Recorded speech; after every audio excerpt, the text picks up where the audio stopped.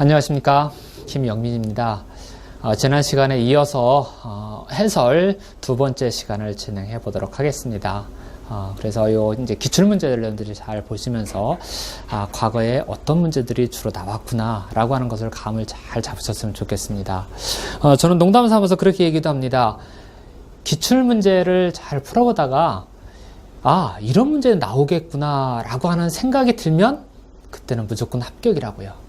왜냐하면 공부를 하다 보면 이런 것은 자주 시험에 나오겠다, 중요하다, 올해 또 나올 거다 라고 하는 감이 잡힐 정도가 되면 여러분들이 이미 합격하신 거나 마찬가지예요. 왜냐하면 전체적인 문제를 다 꿰뚫었기 때문에. 자, 그런 관점에서 기출문제를 정리를 하면서 내가 올해 시험을 볼 건데 어떤 문제가 나올 것인지 이런 것을 잘 예측하면서 공부하시고, 이런 문제는 올해도 또 나온다 라고 생각하시면 되겠습니다. 21번 문제부터 한번 풀어보도록 하겠습니다. 수요 예측 방법 중 시계열 분석 방법에서 시계열 구성 요소에 포함되지 않는 것. 사실 수요 예측 문제는 요것처럼 이렇게 그냥 말로 때우는 문제, 이런 거 나올 때는 참 쉽습니다. 계산 문제가 시간이 걸리고 틀릴 확률도 높지요. 자, 그렇지만 이런 문제가 나온다라면 여러분들은 잘 풀으셔야 됩니다. 자, 수요 예측을 하려고 합니다. 내년에, 당장 올 연말에 어떤 제품에 대한 수요가 어떻게 될 것인가를 예측을 해야 되는데 고려를 해야 될 요소들입니다. 한번 감으로 찍어도 됩니다. 추세 변동, 순환 변동, 계절 변동, 불규칙 변동, 시장 변동. 자, 여기서 고려를 해야 될 부분들. 자, 그런 부분들은 사실 위에서 1번에서부터 4번까지는 내가 통제가 불가능하기 때문에 이것은 그냥 단서를 잡고 예측을 해야 되는 것입니다. 시장 변동의 경우는 사실 예측하기 어렵죠. 시장이 어떻게 변할지를 모르고 그것을 예측하는 것이기 때문에 사실 시장 변동에는 이 시계열 분석법에서 고려해야 될 구성 요소에 포함되지 않는다라고 할 수가 있습니다. 그래서 21번 문제의 정답은 바로 5번이 되겠습니다. 자, 그래서 제가 일일이 쓰는 것보다는 그냥 판서를 필기를 하지 않아도 되는 문제라고 하는 것은 정답을 일일이 표시하지 않고 그냥 포인트로 가리키는 것으로 그렇게 진행을 하도록 하겠습니다. 비교적 짧은 시간 안에 풀 수 있는 그런 문제였습니다. 자, 다음 22번 문제입니다. 오더 사이클 타임과 관련된 문제이네요. 출제 빈도 꾸준한 문제였었습니다. 제가 많이 강조했던 건데요. 구성 요소 중 다음 설명에 해당하는 것은 무엇이냐? 참 좀 친절한 문제입니다. 적어도 이 주문 주기 시간이라고 하게 되면 주문 전달에서 주문 처리해서 오더 어셈블리 타임에서 재고 가용성, 마지막 인도 시간까지 5가지의 구성 요소로 구성이 되는데 적어도 그 중에 하나만 고르라고 아주 친절하게 예시를 했었습니다. 자, 한번 보겠습니다. 자, 이런 문제를 볼 때는 요거하고 가장 가까운 문장을 찾는 것도 요령입니다. 적재 서류 준비합니다. 자, 그러면 여기서 정답이 될 수 없는 게 뭐가 있나요? 주문 전달 시간하고 이미 주문 전달이 끝나버렸죠. 그래서 적재 서류 준비와 관련된 것이기 때문에 주문 전달은 이미 이전에 이루어진 것 때문에 1번은 정답이 될 수가 없습니다. 자, 마지막 인도 시간도 사실 관련이 거의 없는 거나 마찬가지죠. 그렇다면 요령을 본다면 1번하고 5번 같은 경우는 벌써 정답에서 멀어진 것입니다. 자, 그렇다면 3개 중에 하나 고를 수 있어요. 적재 서류를 준비하고요. 재고 기록 갱신하고 신용장 처리 작업이라도 주문 확인, 주문 정보를 생산 판매 회계부서에 전달하는 활동이 포함된다라고 했습니다. 그럼 이게 여기서 뭐냐고요? 주문 전달은 고객이 시스템을 통해서 내가 이러이러한 물품을 주문하겠다, 상품을 주문하겠다라고 하는 사실이 상대방한테 누군가에게 전달이 된 겁니다. 주문 처리 시간 같은 경우는 실질적으로 주문이 들어오게 되면 관련 내부적인 프로세싱들이 이루어져야 되겠죠. 자, 어떤 물품이 주문이 들어가기 때문에 내부적으로 어떤 물건을 어떻게 보낼 것인가, 결정을 어떻게 할 것인가. 자, 이런 부분들이 준비가 돼야 될 것입니다. 자, 그 다음에 이제는 이 물건 발송시켜. 그렇게 해서 집화를 해서 필요하다라고 하면 혼재도 하고 포장도 하고요. 그렇게 해서 발송을 시킬 것입니다. 재고 가용성 물건을 준비하는 거죠. 재고를 확보하는 겁니다. 인도 시간은 고객에게 전달되는 시간입니다. 그렇다면 그 중에서 뭔가요? 정답은 주문 처리 시간이 되겠죠. 오더 어셈블리라고 하는 것은 집화를 해서 피킹을 해서 혼재해서 발송 준비까지 하는 그러한 작업들입니다. 그렇기 때문에 여기서는 고객에게 보내기 위한 적재 서류를 준비하고 빠져나갔으니까 재고 기록도 바꿔줘야 되겠죠? 또 회계 정보 이런 것들하고 바로 정보가 전달이 돼서 연계가 돼야 될 것입니다. 결국은 여기서는 주문 처리 시간 2번이 정답이 될 수밖에 없습니다. 자, 다음 23번 문제로 가보도록 하겠습니다. 지트하고 MRP, 그러니까 Just in Time과 자재 소요 계획이라고 하는 이 두 가지를 한번 비교를 해 보려고 합니다. 사실 MRP보다는 이 지트가 훨씬 더 좋은 그런 재고관리 기법이라고 할 수 있죠. 이 같은 경우는 주 생산 일정에 따라서 어떤 물건이 필요하기 때문에 조달을 해라, 공급을 해라 라고 하는 반면 지트 같은 경우는 생산 계획은 그렇지만 아직 재고가 있다라면 더 이상 재고는 가져오지 마 라고 하는 그런 형태이기 때문에 이 MRP보다는 지트 시스템이 훨씬 더 좋은 시스템이라고 할 수 있죠. 일본의 도요타 쪽에서 한 겁니다. 자, 설명으로 옳지 않은 것 한번 찾아보도록 하죠. MRP 같은 경우는 옳지 않은 것이 아니라 옳은 거네요. 예, 5개 중에서 옳지 않은 것 하나 찾는 게 훨씬 더 쉬운 문제인데 틀린 거를 4개 찾고 맞는 거 하나를 고르는 문제가 조금 더 어렵죠. 옳은 거, 맞는 걸 한번 찾아보겠습니다. MRP 같은 경우는 주문이나 요구에 의한 소요 개념인 반면 지트 같은 경우는 계획이라고 하네요. 그러면 계획이 이렇게 수립이 되었기 때문에 그 계획에 따라서 부품을 조달해라 라고 하는 그런 의미가 되는데, 자, 그렇다고 하면은 계획에 의한 것은 요 MRP의 개념인 것이고 주문이나 요구, 그때그때 필요할 때마다 공급을 할 수 있는 것은 바로 지트의 개념입니다. 두 개가 바뀌었네요. 자, 그 다음에 구성원의 입장에서 장기 거래를 하는 것이고 여기는 경제적 구매 의지의 거래라고 했습니다. 자, 장기적인 협력관계 MRP 쪽인가요? 아니면 지트 쪽인가요? 네, 협력관계, 장기관계라고 하게 되면 당연히 이것도 지트입니다. 두 개가 바뀌었죠. 자, 또 세 번째 예시는 계획 수행 시 필요량을 확보하는 것이고 낭비를 제거하는 것이라고 그랬네요. 자, 낭비를 제거하는 것은 지트 쪽인가요? MRP 쪽인가요? 네, 그렇죠. 쓸데없는 낭비는 제거하는 겁니다. 처음부터 그 재고를 받아들이지 않는 것입니다. 그러니까 이 3번 같은 경우는 낭비 제거는 지트의 개념, 특징을 나타내는 표현이 잘 맞습니다. 간판의 도착 순서, 간판 방식, 그래서 이제 요게 이제 보통 그냥 영어로 써도 이렇게 간판 이렇게 쓰는 거죠. 이 간판은 네, 지트 시스템이죠. 작업 배정 순서는 MRP입니다. 그러니까 이것도 두 개가 순서가 바뀌었습니다. 자, 푸시냐, 즉 푸시냐 풀이냐입니다. 푸시는 재고가 있어도 계속해서 재고를 보충하는 방식이고, 풀은 재고가 있으면 받지 않고 재고 없을 때만 받는 거라고 했습니다. 그래서 제가 이론 강의를 할 때도 푸시하고 풀이라고 하는 단어가 나오면 한 번 더 쳐다보라고 그랬어요. 푸시가 틀릴 확률이 많고 풀이 높을 확률이 풀이 맞는 표현인 경우가 대부분이라고 했습니다. 자, 그러면 그렇다고 하면 여기서도 마찬가지로 푸시는 MRP가 되는 것이고 풀은 지트가 되는 거죠. 그리고 이것도 두 개의 순서가 바뀌었습니다. 그러니까 정답은 3번. 예, 3번 낭비 제거가 지트의 특징을 잘 표현하고 있습니다. 자, 그 다음에 이제 수요 예측 기법과 관련된 정성적인 분석 방법. 이것도 좀 상당히 이 정도라고 하면 이제 보너스 문제로 생각해봐야 될 부분이죠. 앞전에서, 수요 예측 시계열과 관련된 문제가 나는데, 사실 수요 예측에서는 이렇게 한 해에 두 문제 이상의 두 문제 정도가 나오지 않는 경우가 많은데, 이번에는 두 번째 문제가 벌써 나왔습니다. 정성적인 방법입니다. 정성적인 방법이기 때문에 숫자로 계산하지 않는 겁니다. 정량적인 방법이 숫자상으로 계산하는 것이고, 정성적은 저는 그렇게 표현했습니다. 말로 때우는 거라고, 말로 표현한 거라고 했습니다. 자, 지수평활법, 이동평균법, 회귀분석법, 델파이법, 시계열 분석법, 여기에서 숫자로 계산하는, 숫자로 수요를 예측하는 방법이 아닌 것을 찾아보는 겁니다. 자, 그러면 여러분들 공부하셨다라고 하면 이 중에서 계산 방식을 공부하신 문제가 뭐였나요? 지수평활법 아마 공부하셨을 겁니다. 상수값 이용했죠? 이동평균법, 단순 이동평균이냐 가동인수평균이냐 라고 하는 것을 아마 공부하셨을 겁니다. 회계분석법, 예, 계산하는 과정이 복잡하기 때문에 지금까지 계산 문제는 한 번도 나오지 않았던 계산 문제입니다. 시계열 분석법, 과거로부터 지금까지 어떻게 바뀌었는지를 예측해서 미래를 예측하는 방법입니다. 시계열 분석법이죠. 예, 나머지 4번을 제외하고 나머지는 다 숫자상으로 수요를 예측하는 방법입니다. 단지 4번 델파이법, 전문가 지속적인 반복이라고 하는 특징이 나타났었죠. 예, 그래서 4번만 숫자가 아닌 말로 때우는 정성적인 수요 예측 방법이었습니다.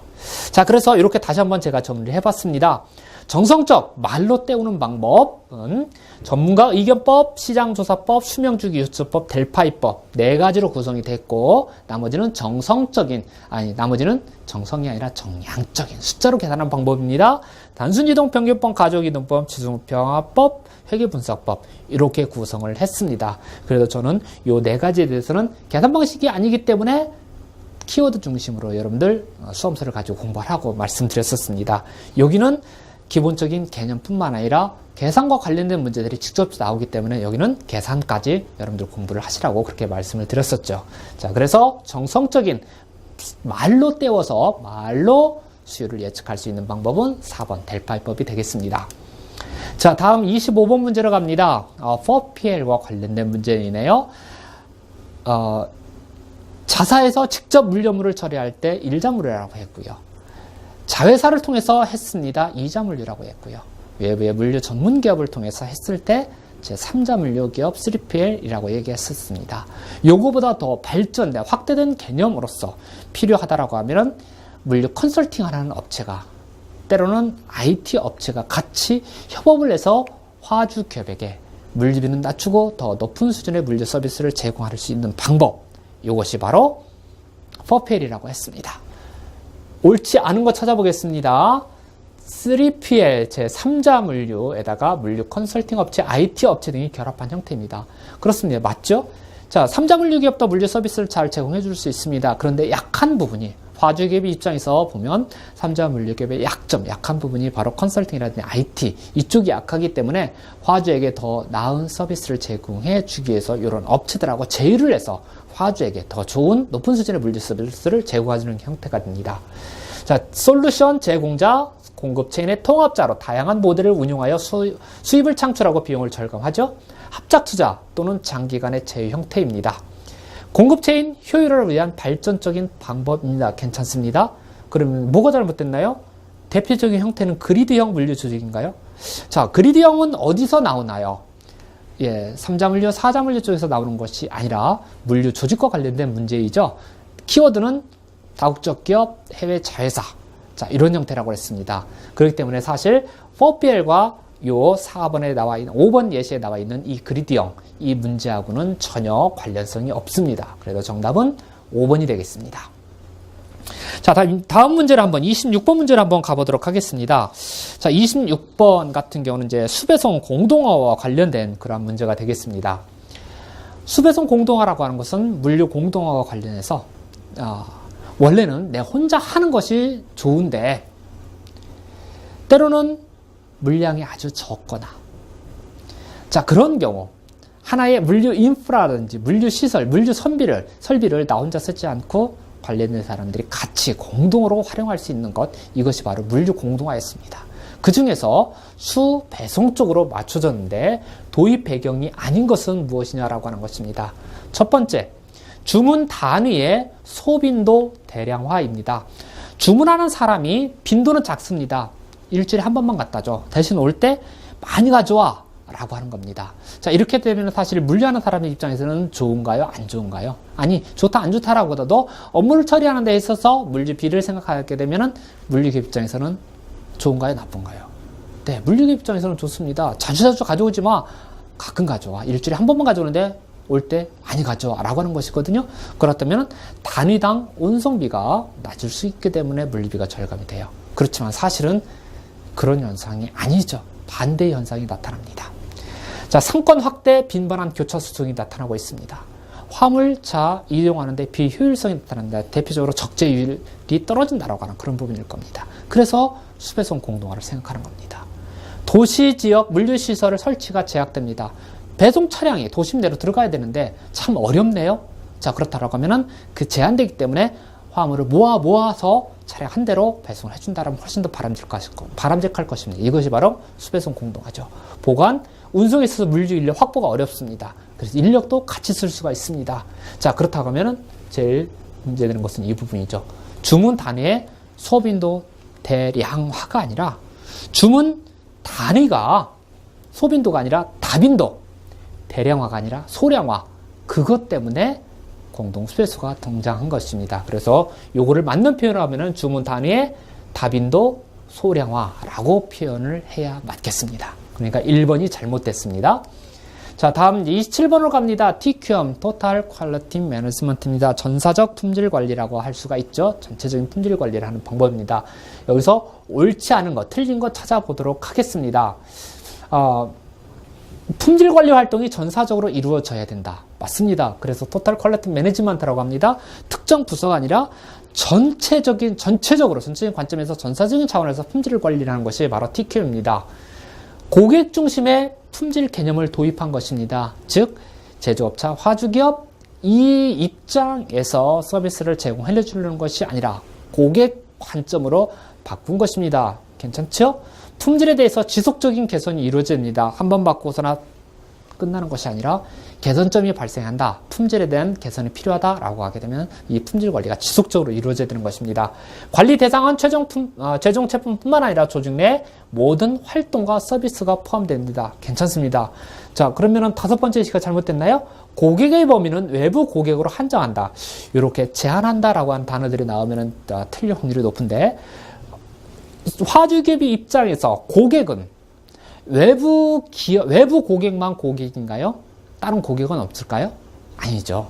내부 고객도 매우 중요시하게 되는 겁니다. 왜냐하면 내부 고객에 대한 불만족이 많아지게 되면 이게 외부 고객한테 그대로 전달되기 때문에 고객 관리는 외부 고객뿐만 아니라 외부 고객은 기본 이건희와 내부 고객까지도 기본적으로 관리하는 게 맞죠.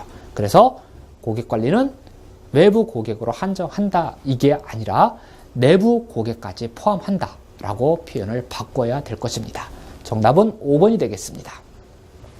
자, 다음 문제로 갑니다.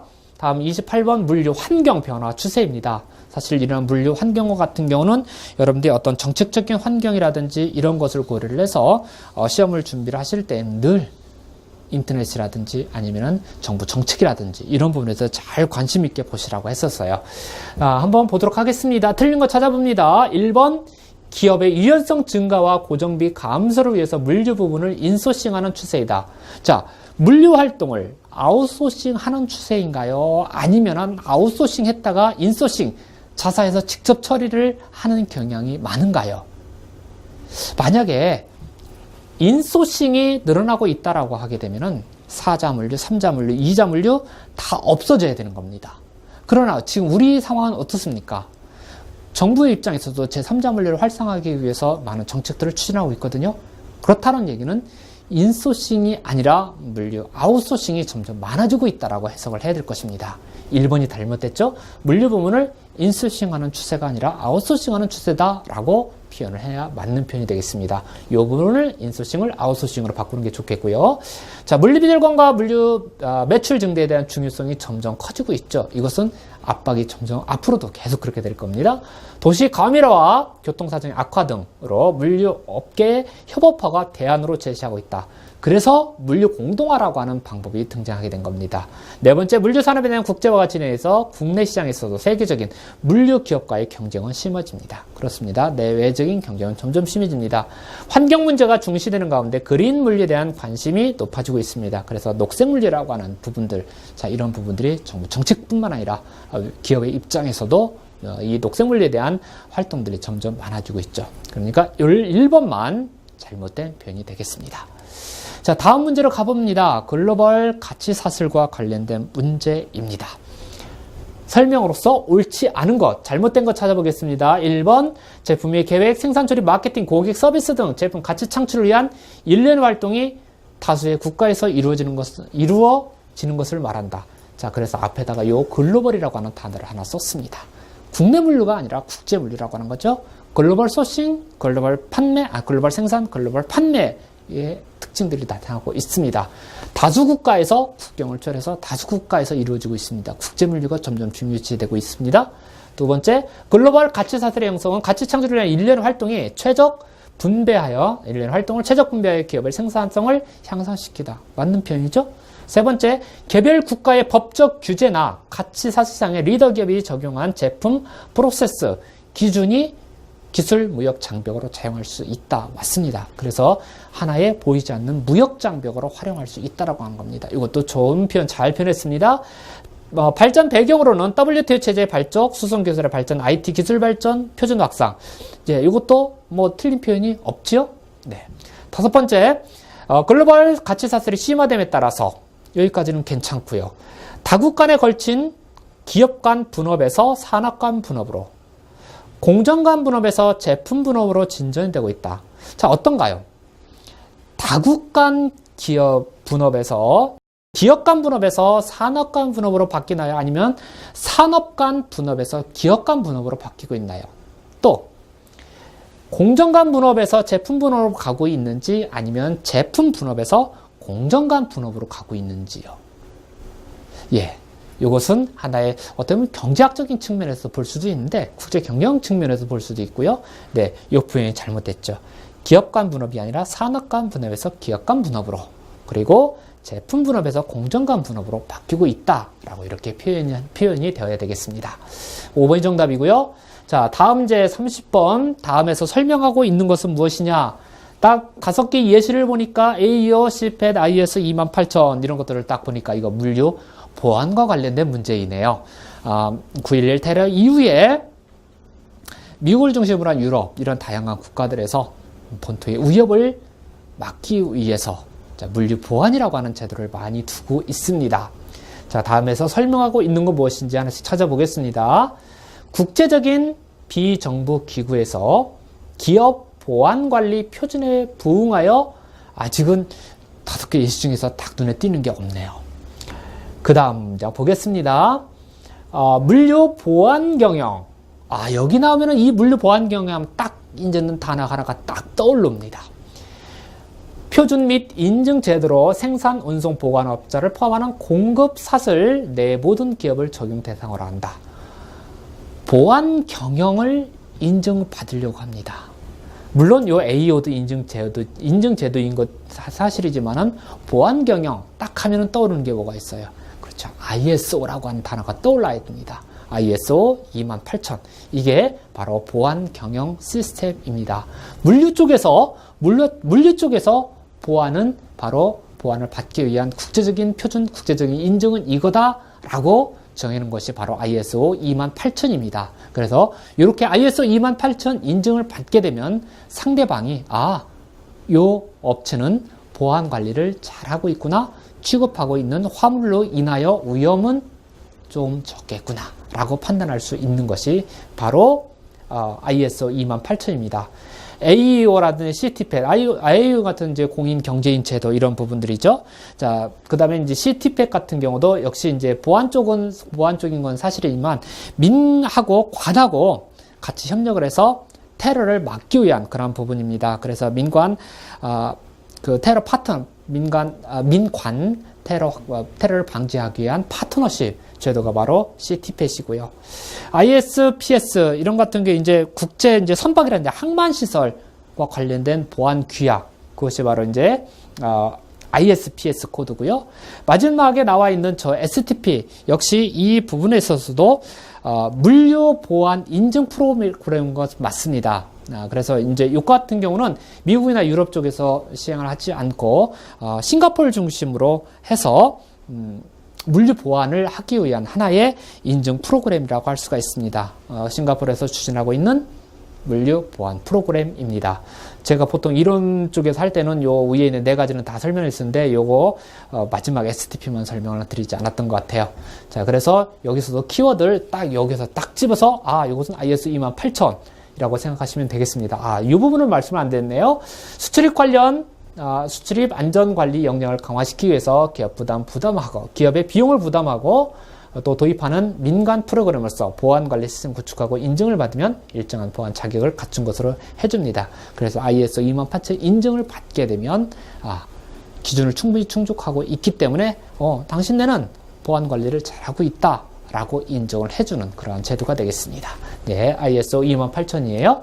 자, 다음에는 이제 제약이론, TOC네요. 뭔가 문제가 발생했습니다. 해당 기업이 내부적으로 모두 다 잘하는 것이 아니라 특정한 제약 요인이 있습니다. 요것 때문에 성과가 잘 안 나와요. 그럼 어떻게 할 것이냐? 이 성과를 잘 찾아서 자원을 최대한 활용해서 이 약점을 강점으로 보완시켜서 오히려 더 나은 성과를 가져올 수 있는 것이 바로 제약 이론 TOC 이론이었습니다. TOC 이론, 제약 이론에 관한 설명으로 옳지 않은 것, 틀린 것 찾아보겠습니다. 자, 모토로라에서 옳지 않은 것이 아니네요. 네, 제가 잘못 봤습니다. 옳지 않은 것을 골라라가 아니라 옳은 거, 4개가 틀렸습니다. 옳은 것을 찾아보겠습니다. 자, 1번 모토로라에서 처음 시행하였고 G2에서 발전을 시켰다. 이것은 TOC는 이제 골드렛이라고 하는 학자가 처음으로 이제 개발했는데요. 모토로라? 이게 아닌 것 같은데? 라고 하는 생각이 좀 들어요. 모든 현상을 숫자로 표시하고, 여기 딱 특징이나 키워드가 딱 나왔는데, 이것은 제약이론이 아니라 이것은 식스시그마인데? 라고 하는 느낌이 들어올 겁니다. 통계적 기법을 활용한 품질 개선 운동이다. 이거 숫자 통계? 이것도 식스시그마인데? 일반적으로 디마이기라고 하는, 보통 제가 얘기할 때는 D자를 빼고 그냥 마이기 4단계로 표현을 많이 쓰는데, 프로세스를 활용한다. 이것도 식스시그마네요. 스루풋 제고 운영 비용의 제3요소를 제시했다. 네. 요것만 5번만 제약 이론이 되겠고, 나머지 요 4가지는 TOC 제약 이론이 아니라 식스시그마를 설명을 하고 있습니다. 그래서 제약 이론에 관한 설명으로 옳은 것은 5번이 정답이 되겠습니다. 32번입니다. 유닛로드 시스템, ULS 시스템에 대한 설명으로 옳지 않은 것 찾아보겠습니다. 자, 1번. 대량의 단위화된 크기로 작업하기 때문에 포장 자재 비용이 증가한다. 이런 단어들은 여러분들이 공부를 ULS에 대해서 공부를 전혀 하지 않았다 하더라도 힌트를 얻을 수가 있습니다. 만약에요, 지금 이제 이건 요령인데 공부를 해서 맞추는 것보다는 그냥 요령의 문제를 푸는 요령이에요. 만약에 ULS라고 하는 것을 도입을 했는데 포장 비용이 증가했습니다. 그 얘기는 ULS를 도입했더니 물류비가 증가했다라고 하는 얘기하고 똑같죠? 그렇다라고 하면은 저 ULS 쓸 필요 있어요? 아니, 물류관리론이라고 하는, 물류관리사 시험 중에 저 ULS가 등장할 필요가 있나요? 우리 공부할 필요도 없는 겁니다. 자, 이런 관점으로 오게 되면은 1번이 딱 정답이라고 하는 게 느낌으로 올 겁니다. 우리가 설령 ULS에 대해서 전혀 공부를 하지 않았다 하더라도 ULS를 도입했더니 포장 비용이 증가했다? 그러면 물류책에서 ULS라고 하는 것은 등장할 존재조차도 없는 겁니다. 그러니까 이게 잘못됐죠. 비용이 증가한다가 아니라 비용이 감소한다라고 표현해야 됩니다. 자, 시스템의 구축을 위해서 물류 활동과 접점에서 표준화가 중요하죠. 유닛로드 시스템입니다. 포장을 해서 제품을 포장한 거, 요게 팔레트화되고 트럭에 옮겨 적재되고 창고에 렉에 올려지고 하는 이러한 모든 과정 가운데서 표준화가 이루어지지 않으면 사실상 ULS라고 하는 것이 의미가 없죠. 자, 표준화가 꼭 필요합니다. 추가적인 전용 설비라든지 하역 기기가 필요합니다. 유니버스 시스템에는 팔레트를 써야 될 겁니다. 그럼 팔레트 사람이 들고 다닐 수는 없겠죠? 적어도 지게차와 같은 설비는 추가적으로 들어가야 됩니다. 맞습니다. 추가적인 팔레트라든지 지게차 같은 것을 사용하기 위한 추가적인 비용은 들 수는 있겠지만 처리 시간이 단축됨으로 말미암아서 또 인력 투입이 그만큼 적게 되기 때문에 다른 합리적인 비용을 절감할 수 있는 요인들이 더 많기 때문에 ULS를 쓰는 겁니다. 하역과 운송에 따른 화물 손상 감소합니다. 당연하죠? 자, 그래서 여기서도 포장을 간이화하는 것처럼 그만큼 사고의 발생이 더 적어지는 겁니다. 취급 과정 가운데서 화물이 파손될 그러한 우려가 훨씬 더 적어지는 겁니다. 운송 및 보관 업무의 효율적 운영도 가능하죠. 다 좋은데 1번 하나만 포장 자재 비용이 증가한다가 아니라 ULS를 사용하게 되면 포장 간소화가 가능해져서 오히려 포장비가 절감되는 효과를 가져올 수가 있습니다. 자, 다음 33번 갑니다. 사업부재 물류 조직에 대한 설명으로 옳지 않은 것 틀린 겁니다. 보통 물류 조직을 얘기하게 되면 우리가 직능형, 라인 스텝, 그 다음에 사업부재 그리드형 이런 형태로 가죠. 그래서 직능형이 첫 단계에서 맨 마지막 그리드형. 해외 자회사, 다국적 기업 하면 무조건 그리드로 간다라고 했습니다. 자, 직능형. 물류 활동이 어디 있는지 잘 모르겠어요. 자, 그러다가 라인과 스텝으로 분리해서 라인은 주로 현장, 스텝은 계획, 연구, 분석 이런 거죠. 자, 그러다가 조직이 커지면서 의사결정도 좀 빨리 해야 되겠고, 자, 그래서 사업부문장의 권한도 많이 넘어가는 사업부제형, 사업부형, 사업부제형 어느 표현이든 맞습니다. 물류조직 설명을 옳지 않은 거 찾아보겠습니다. 기업 규모가 커지면서 각 사업 단위의 성과를 극대화하기 위한 생긴 조직이다. 그래서 이 사업본부별로 독립체산제의 형태가 나타나게 되는 겁니다. 상품별 사업부형과 지역별 사업부제형 등이 있다. 예, 이것은 그 기업의 특성에 따라서 어떤 형태로든지 간에 사업부를 정할 수가 있습니다. 각 사업부 내의 란과 스텝 조직이 별도로 있습니다. 이게 단점이 될 수도 있겠죠. 왜냐하면 상품 사업, 상품 중심으로 했을 때는 A 상품부에 라인과 스텝이 있고 B 상품부에 또 라인과 스텝이 있기 때문에 중복되는 부분이 있죠. 하나의 단점으로 지적될 수 있습니다. 각 사업부 간 수평적 교류가 용이하면서 인력 교차 활용이 된다. 그러니까 A 사업부에서 일 잘하는 사람 B 사업부로 보내주기도 한다라고 하는 거죠. 자, 그게 인력을 효율적으로 활용하는데 이것은 사업부제형은 독립체산제 특성이라고 했습니다. 그렇기 때문에 사업부에서 일 잘하는 사람 절대 다른 사업부로 넘겨주지 않죠. 예, 수평적 교류가 아닙니다. 행적 조직입니다. 행적 조직이 아니라 수직적 조직이기 때문에 인력은 서로 이동하지 않습니다. 설령 이동시키는 것이 합리적인데도 불구하고 이동시키지 않으려고 하는 것이 바로 사업부제형 조직입니다. 사업부별로 모든 물류 활동을 책임지고 직접 관할함으로 물류 효율화, 물류 전문 인력 육성 좋습니다. 예, 다른 건 다 좋은데 요 4번 하나 요 수평적 교류가 용이하다라고 하는 표현이 잘못되었네요. 그게 단점이죠. 자, 그래서 특징을 한번 정리해 보려고 합니다. 사업부별 독립된 하나의 회사 같이 운영합니다. 그래서 사업부별 동체산제가 유지되는 거고요. 자, 사업부별 라인과 스텝 부분이 존재합니다. 요거 3번 예시죠. 사업부별 모든 물류 활동을 책임지고 직접 관할하기 때문에 물류 관리의 효율성 또 인재 육성 좋습니다. 5번 예시와 같습니다. 그렇지만 사업부 간 인력이라든지 정보 교류가 경직되어서 효율적 이용이 어렵습니다. 요거죠. 요거하고 반대되는 표현이네요. 예, 단점으로 지적됩니다. 또 사업부별 수익이 최우선시되기 때문에 전사적인 설비 투자나 아니면 연구 개발 등의 합리성이 결여돼서 경영 효율을 저해할 수 있다. 그러니까 A 사업본부에서 투자를 해서 다른 사업부가 이익을 가져가는 것, 요거 별로 용납하지 않는 거죠. 전사적인 관점이 아니라 사업부별로 보기 때문에 그렇습니다. 전체적으로 행적 조직이 아니라 종적 조직이기 때문에 행적인 제휴가 희박해서 전사적인 물류 활동이 어렵습니다. 기능이 중복되어서 전체적인 조직 비용이 큽니다. 이것처럼 서로 조직이 중복될 수가 있다라고 하는 겁니다. 사업부 제형에 대한 특징과 단점을 한번 정리를 해봤습니다.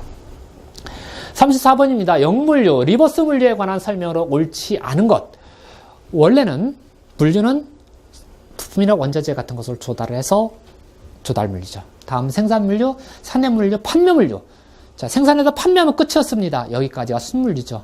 자, 다시 거꾸로 돌아오는 것 역물류, 리버스 물류입니다. 보통 상품의 파손이 되었거나 교환 이런 것들을 위해서 반품 물류가 이루어지고 빈 용기 이런 것들을 회수하기 위한 회수물류가 여기에 들어가고 때로는 폐기하기 위한 물류활동 그러니까 반품, 회수, 폐기물류 세 가지로 세분되는 것이 바로 리버스 물류였습니다. 설명을 옳지 않은 것 찾아보겠습니다. 1번 역물류 활동이 환경 오염을 유발하기도 한다. 반드시 유발한다 라고 표현하지 않고 유발하기도 한다 라고 표현을 했습니다. 어떻습니까? 반품물류, 회수물류, 폐기물류 이런 것들로 인하여 환경 오염을 유발할 수가 있나요? 그렇겠죠? 자, 반품 없다 라고 하게 되면 반품을 하기 위한 운송이 없어지는 겁니다. 그만큼 이산화탄소 배출이 적어지게 될 것입니다. 그런데 반품이 없을 수가 없는 거죠. 자, 반품의 발생 시기 상태가 예측 가능하다. 자, 문제를 다시 한번 보니까 옳지 않은 것이 아니라 옳은 겁니다. 제가 자꾸 옳지 않은 것만 찾는 것 같습니다. 옳은 겁니다. 자, 이거는 맞다라고 말씀드렸죠? 반품의 발생 시기와 상태가 예측 가능하다. 언제 반품량이 몇 개가 생길 것이고 어디서 반품이 발생할 것이다. 예측할 수 있나요? 수요 예측도 어려운데 반품을 예측한다? 쉽지 않습니다. 어렵습니다. 그렇기 때문에 반품 물류가 리버스 물류가 어려운 겁니다. 발생 장소, 수량 측면에서 가시성, 비저빌리티인 겁니다. 어디에서 얼마만큼 반품이 발생한다라고 하는 것이 눈에 보인다는 얘기예요. 가능한가요? 예, 더 어렵습니다. 컨테이너, 팔레트, 빈 용기 등의 재사용을 위한 물류 활동을 반품 물류라고 한다. 이게 반품 물류인가요? 회수 물류인가요? 네, 회수 물류입니다. 반품 물류는 고객에게 판매가 되는데 고객이 받아보니까 마음에 안 드네요. 그래, 반품. 받아보니까 이거 깨졌네요. 그럼 반품. 자, 이런 것들이죠. 자, 이런 경우가 반품 물류고, 컨테이너라든지 팔레트, 빈 용기 같은 것을 재사용하기 위해서는 회수 물류라고 표현을 해야 되죠. 고객에게 상품을 인도하는 과정에서 발생하는 물류 활동을 회수 물류라고 하나요? 아니죠. 고객에게 상품을 인도하는 과정 같은 경우는 여기 회수 물류는 위에서 설명한 그러한 부분이죠. 오히려 고객에게 상품을 인도하는 과정이다라고 하면 수물류로서 오히려 판매 물류가 더 맞는 표현이 될 것입니다. 그러니까 요거 34번의 정답은 1번이 되겠습니다. 자, 다음 이제 35번 같은 경우는 물류 자회사이네요. 자, 물류 자회사는 어떤 경우냐면은 우리 화주 기업에서 직접 물류 업무를 처리했습니다. 1자 물류죠. 2자 물류는 자회사로 독립을 시켰습니다. 자회사 물류입니다. 3자 물류는 전문 물류업에게 맡겼습니다. 그게 3자 물류죠. 자, 여기서 자회사이기 때문에 2자 물류에 해당되는 겁니다. 옳지 않은 것, 틀린 것 찾아보겠습니다. 1번, 모회사의 물류관리 업무의 전부 내지는 일부를 수행하기 위해 설립한 회사이다. 어떻습니까? 그런가요? 네, 노코멘트하고 넘어가겠습니다. 독립채산제를 취함으로써 물류비 관리를 철저히 할 수가 없나요? 그러니까 결국은 이 물류자회사가 원래 모회사로부터 독립을 해서 물류 업무만을 전담하는 물류자회사를 설립을 했는데 이 자회사가 독립채산제를 지향하느냐 아니냐라고 하는 겁니다. 자, 없다라고 표현했네요. 제 3자 물류수배 회사와 같은 물류 전문 기업으로 발전 가능성이 있다. 가능하다. 모회사의 물류 관리 업무 외에도 외부로 물류 업무를 확대하여 수익성을 추구하기도 한다. 하기도 한다라고 표현을 살짝 바꿨습니다. 물류 자회사를 위한 SBU 그리고 VBU 요 같은 제도 등이 있다. 예. 다른 것은 다 괜찮은데 요거 2번 하나만 잘못되었네요.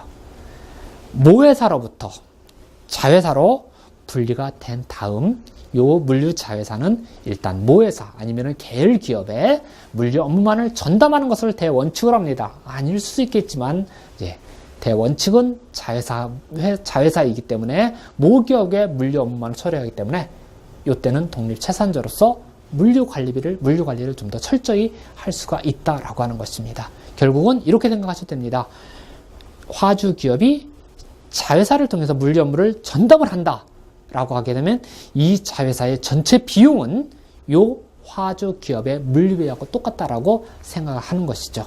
자, 그래서 물류비를 좀 더 철저히 관리를 할 수가 있습니다. 2번이 옳지 않습니다. 자, 36번입니다. 이 SCM 도입 효과가 아닌 것은 자, 잘못된 것 찾아보겠습니다. 공급자와 구매자의 신속한 의수이 가능하여 중간 유통업체의 배제를 통해서 리드타임을 단축할 수 있다. 납기를 줄일 수 있네요. 예. 두 번째, 전략 제휴 장기 거래 등이 늘면서 거래 비용이 증가한다. 이 표현은 조금 그렇습니다. 왜? 전략적 제휴를 잘하고 있습니다. 장기적인 거래를 잘하고 있는데요. 비용이 증가한다라고 표현을 했네요. 자, 이런 경우는 나머지 예시, 문제하고를 떠나서 요 안에서 앞부분과 뒷부분이 서로 맞지 않는 상충 관계가 발생하는 것을 확인할 수가 있습니다. 세 번째, 가성의 네트워크를 통해서 수평적 사업계 확대 가능하다. ESCM의 효과적인 운영을 위해서 ERP나 CRM 등의 지원이 필요하다. 원자재 공급업체, 생산업체, 물류업체 간 핵심 정보의 피드백이 원활하게 된다. 예, 다른 표현은 다 맞는데 요거 2번만 잘못된 표현이 되겠습니다. 자, 다음 37번 문제입니다. 자, MRP 또 나왔네요. 아까는 지트하고 비교를 했는데 자재 소유계입니다. 옳지 않은 거 찾아보겠습니다. 배치, 제품, 조립, 생산품에 적합한 자재 관리 기법입니다. 주 구성 요소는 주 생산 일정이라고 하는 MPS와 BOM, 재고 기록 처리 등입니다. MRP2로 확장되었습니다. 그래서 MRP보다는 좀 더 발전된 그런 개념 미국 쪽에서 했습니다. MPS, 주 생산 일정의 변경을 수용할 수 없답니다. 자, 이런 것도 그냥 감이 오지요. 완제품의 수위 예측으로부터 시작된다. 여기서는 MRP를 구성하고 있는 요소가 그 중에 하나가 NPS라고 얘기를 했는데 여기서는 NPS가 바뀌었을 때 그것을 수용하지 못한대요. 그렇게 되면은 MRP라고 하는 시스템 자체가 의미가 없는 거죠. 자, 여기 같은 경우도 공부를 하지 않았다 하더라도 MRP에 대해서 내가 모른다 하더라도 요 예시와 요 예시는 서로 상반된 얘기를 하고 있지요. 자, 그래서 나머지 1번, 3번, 5번을 모른다 하더라도 2번과 4번 중에 둘 중에 하나가 정답이 될 수밖에 없습니다. 자, 당연히 MPS 변경, 수용을 하는 것이 MRP가 되겠습니다. 그래서 잘못된 것은 정답 4번이 되겠습니다. 자, 38번입니다. 이외에 리치라고 하는 그런 이제 환경과 관련된 그런 시스템인데요. 사실 녹색물류, 환경물류 이런 부분들이 점점 강조되면서 이러한 어떠한 제품에 대한 환경 측면들이 점점 강화가 되고 있는 추세인데 유럽 쪽이 훨씬 더 이 환경에 대해서는 많이 강조를 하고 있습니다. 그래서 이 리치라고 하는 것은 유럽 영내에서 화학물질에 대해서 등록을 하고 평가를 하고 자, 때로는 제한을 하기 위한 제도를 마련하고 있는데 이것이 바로 리치입니다. EU의 리치예요. Registration, Evaluation, Authorization and Restriction. 예. 케미컬 제품, 화학 제품에 대해서 이렇게 등록도 해라. 평가도 해라. 아니면 좀 인가도 받아라. 그리고 때로는 제한도 하겠다라고 하는 이러한 제도를 두고 있는 겁니다. 옳지 않은 거 한번 찾아보겠습니다. 기존 EU 내 화학물질 관련 법령을 통합한 제도이다. 요거하고 좀 분위기가 비슷하죠. 기한 내 사전 등록을 하지 않는 기업은 EU 내 수출이 사실상 불가능하다. 왜요? 리치라고 하는 제도, 법령을 통해서 화학물질을 좀 더 관리하려고 하는 레스트릭션을 하려고 하고 있거든요. 제한을 하려고 하고 있거든요. 근데 사전 등록하지 않아도 수출을 만족할 수 있다라고 하면 이 제도가 사실상 무용지물이죠. 리치 등 국제 환경 규제 도입으로 공급 사실상의 협력업체 간 상호 의존성이 점점 심해지고 있죠. 그 다음에 우리나라 얘기를 하고 있네요. 국내에서는 이 리치에 대응하기 위한 법률이 제정되어 있지 않다. 좀 자존심 상하죠. 유럽 쪽에서는 이 리치라고 하는 제도를 통해서 화학물질 이걸 관리하고 있는데 우리는 그에 대한 전혀 대책을 마련하고 있지 않다네요. 제가 만약에 시험 보는 사람이라고 하면 아이 내 자존심 상해서는 안 된다. 4번 찍을 거야. 이렇게 할 겁니다. 예, 당연히 우리도 예, 만들어 놓고 있습니다. 그래서 2013년에 화평법이라고 해서 화학물질의 등록 및 평가에 관한 법률, 그래서 화평법이라고 하는 제도를 이미 마련을 하고 있습니다. EU에서 이렇게 제도를 마련하고 있는데 우리가 국내적으로 전혀 제도를 마련하고 있지 않다는 얘기는 결국은 EU 쪽에 사전 등록하지 않고 그래서 우리가 EU 시장에 전혀 수출을 못한다라고 하는 결과나 마찬가지죠. 자, 그래서 예, 이미 지정되어 있습니다. 4번이 잘못되었고요. 국내 기업이 EU로 수출할 경우 연간 1톤 이상의 제조, 수입되는 기존 화학물질과 완제품 내 유해성 정보를 등록해야 된다. 네, 그렇습니다. 그래서 화학물질에 대해서 좀 더 철저히 관리하려고 하는 제도가 유럽의 리치 제도입니다. 네, 4번만 잘못되어 있고 우리나라 예, 화평법 만들고 있습니다. 자, 다음 39번입니다. 포장 모듈에 관한 설명으로 괄호 안에 들어갈 것, 짝져진 것을 한번 찾아보겠습니다. 짝져진 것 잘 바르게 표현한 거예요. 5개 예시를 보니까 포장, 컨테이너, 물류, 표준화, 물류, 합리화. 자, 이런 얘기들이 다 나와 있네요. 한번 보겠습니다. 자, 포장의 모듈라는 제품의 치수에 맞춰서 띠리리와 팔레트 치수를 선택한다라고 했네요. 그러면은 여기서도 뭔가 치수 얘기가 나와야 되겠죠? 팔레트 치수하고 앞에 뭔가가 치수가 또 나와야 되지 않을까요? 예, 분위기상 그렇게 가야 되겠죠? 띠리리 치수, 팔레트 치수를 선택함으로써 ULS에 뭐와 뭐화를 가능하게 한다라고 해야 되네요. 여기서 또 화라고 하는 말이 나와 있기 때문에 이쪽도 아무래도 뭐뭐화라고 하는 표현이 들어가야 딱 문장이 맞아 떨어지는 것 같습니다. 그 다음에 하역 작업의 기계화, 자동화, 파손 방지, 적재, 신속화 등 뭐뭐에 기여할 수 있다라고 했습니다. 결국은 모르는 단어만 빼놓고요. 말해도 치수, 컨테이너와 이런 것을 통해서 뭐에 기여할 수 있다. 그럼 뭔가요? 물류 합리화, 물류 표준화. 어느 쪽이 더 많은가요? 맞나요? 표준화도 가능할 수 있겠지만은 물류 합리화에 기여한다. ULS를 통해서 물류 합리화에 기여를 한다라고 하는 표현이 맞는 것 같대요. 그러면은 정답은 1번과 2번으로 몰리겠죠? 자, 치수 있기 때문에 여기도 뭐뭐 치수, 파레토 치수로 가야 될 것 같습니다. 자, 딱 정답이 나오죠. 제품의 치수에 맞춰서 포장 치수, 파레토 치수를 선택하고요. ULS의 파레토와 그리고 컨테이너화, 파레토와 컨테이너화를 통해서 결국은 물류 합리화에 기여해야 된다라고 표현을 하게 되겠습니다. 그러니까 이런 경우는 앞뒤 문장의 단어를 잘 보시는 것도 좋겠습니다. 네, 1번이 정답이 될 수밖에 없죠. 자, 다음 40번. PPS, 파레토 풀 시스템입니다. 원래는 내가 파레토를 참 가지고 관리를 하면 참 좋은데 나가게 되면 상대방이 도착한 빈 파레토 저거 회수하려고 하면 비용이 많이 들어가요. 그래서 이거를 공동으로 쓰려고 하는 제도가 파레토 풀 시스템입니다. 설명으로 옳지 않은 거, 틀리는 거 찾아보겠습니다. 이제는 내 파레토가 아니라 상대방하고 같이 공동으로 잘 활용하려고 합니다. 파레토 규격을 표준하여 공동으로 사용하는 것을 말한다? 네, 잘 표현했죠? 정답입니다. 괜찮습니다. 틀린 표현 아니에요. 일관 파레토 실현으로 발송지에서 최종 도착지까지 일관 운송이 가능하게 한다. 예, 처음에 파레토화를 하게 되면은 마지막까지 파레토 처리를 하겠다라고 하는 거예요. 업종 간 파레토를 공동으로 이용하여 성수기와 비수기 간의 파레토를 이용했을 때 수요 변동에 대응할 수 있다. 그러니까 여름철에 파레토 수요가 많은 업체와 겨울철에 파레토 수요가 많은 업체. 자, 성수기와 비수기가 서로 엇박자에 있기 때문에 잘 활용할 수 있습니다. 공파레토 그리고 회수 공파레토 회수 문제, 해소 등 파레토 관리가 용이하다. 그렇습니다. 여기서는 파레토 적재해서 나갔는데 목적지 도착해서 빈 파레토, 공파레토가 됐습니다. 그거는 다른 사람이 쓸 수 있도록 관리해주기 때문에 빈 파레토 회수 문제 해결할 수 있습니다. 좋습니다. 5번. 화주 및 물류업체의 물류비 부담을 증가시킨다. 네, 이것도 그냥 보너스 문제네요. 왜? 물류비 증가하는데 파레토 풀 시스템 쓸 필요 있어요? 없어요? 안 쓰는 겁니다. 그러면 우리는 파레토 시스템 공부 안 해도 되는 거예요. 네, 이것을 PPS를 통해서 공파레토 문제 해결되기 때문에 자연스럽게 물류비는 증가하는 것이 아니라 물류비 부담을 감소시킬 수 있게 되는 것입니다. 예, 제가 문제 푸는 요령도 조금 말씀을 드렸어요. 내가 전혀 공부를 하지 않는다 하더라도 문제 안에서 힌트를 얻을 수 있는 이거 요령들이거든요. 이런 걸 공부하시다 보면 그런 거 눈에 잘 보일 겁니다. 자, 여기까지 해서 2차 시 두 번째 시간 기출문제 때 해설 모두 마치도록 하고요.